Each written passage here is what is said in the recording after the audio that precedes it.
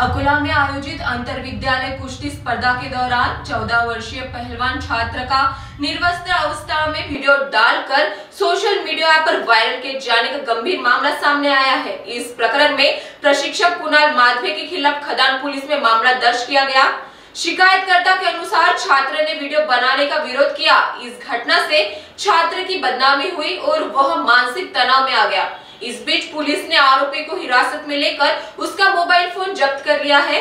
आरोपी के खिलाफ बीएनएस की धारा 296, 351(2) और आईटी एक्ट की धारा 67(b) के तहत मामला दर्ज कर जांच शुरू कर दी गई है। अकोला से सचिन पाटिल की रिपोर्ट, महान्यूज 7 नागपूर।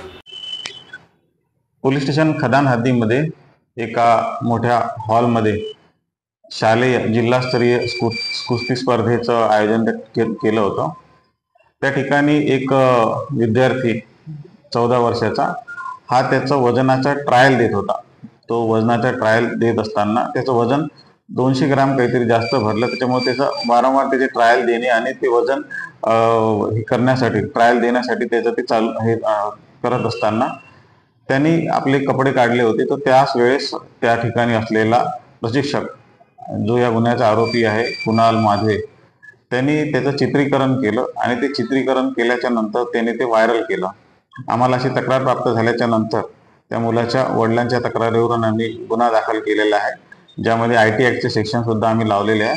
आम्ही तात्काळ त्या आरोपीला ताब्यात घेतलं। त्याच्याकडून तो जो मोबाईल आहे तो सुद्धा आम्ही जप्त केलेला आहे आणि आमची पुढील कारवाई सुरू आहे। मी याद्वारे सर्वांना आवाहन करू इच्छितो की सोशल मीडियाचा जो वापर आहे तो अतिशय जबाबदारीने सर्वांनी केला पाहिजे।